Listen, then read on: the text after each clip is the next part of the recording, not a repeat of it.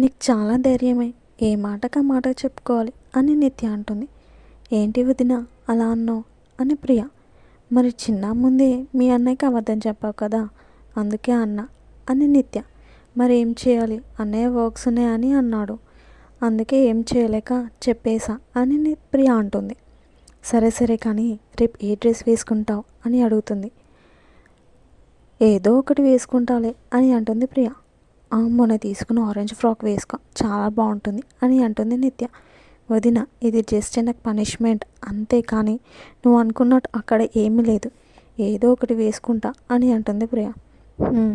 సరే నీ ఇష్టంలే అని నిత్య. హాల్లో ఉన్న చిన్న క్రిష్ ఇద్దరు చిన్న ఇంట్లోకి వెళ్తారు. రేపు కంప్లీట్ చేయవలసిన వర్క్స్ అన్ని క్రిష్కి ఎక్స్ప్లెయిన్ చేస్తున్నాడు చిన్న. Next day morning time 8:30 AM అవుతుంది. సండే అని హ్యాపీగా పడుకుంటుంది ప్రియ. నిత్య రూమ్లోకి వచ్చి మేడం మేడం లేస్తారా, 8:30 అవుతుంది అని అంటుంది నిత్య. అబ్బా సండే కదా వదిన, మెల్లగా లేస్తానులే. సరే మరి చిన్నకి రాను మెసేజ్ పెట్టి ఎంతసేపైనా పడుకో అని అంటుంది నిత్య. దానికి ప్రియ సడన్గా లేచి, ఈ సండే కూడా నిద్ర లేకుండా చేసిన వాడిని అస్సలు వదిలిపెట్టను అని అంటుంది. నువ్వు ఇంకేమైనా చేస్తే తర్వాత పనిష్మెంట్ మామూలుగా ఉండదు మరి అని అంటుంది నిత్య. మూతి తిప్పుతూ నేను రెడీ అయి వస్తా అని అంటుంది ప్రియ. ఓకే అని చెప్పి వెళ్తుంది నిత్య. స్నానం చేసి వచ్చిన ప్రియ ఏ డ్రెస్ వేసుకోవాలా అని చూస్తుంది. నిన్న వదిన చెప్పింది కరెక్టే, ఈ డ్రెస్ బాగుంటుంది అని ఆరెంజ్ డ్రెస్ వేసుకుంటుంది. బ్రేక్ఫాస్ట్ కోసం వచ్చిన ప్రియ చూసిన నిత్య నిన్న ఏదో అన్నావు అని అంటుంది. ఎంతైనా వదినమ్మ చెప్పింది వేసుకోవాలి కదా అని అంటుంది ప్రియ. అబ్బో అని నిత్య.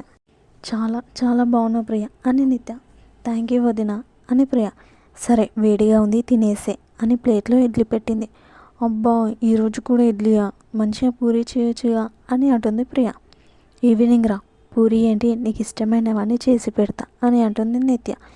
దానికి అనుమానంగా చూస్తుంది ప్రియ.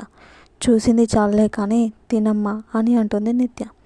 తినేసి కాలేజ్ బ్యాగ్ వేసుకుంటుంది ప్రియ. బ్యాగ్ ఎందుకు అని నిత్య.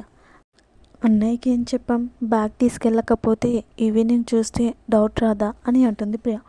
ఓ వెల్ ప్రిపేర్డ్గా ఉన్నావే అని అంటుంది నిత్య.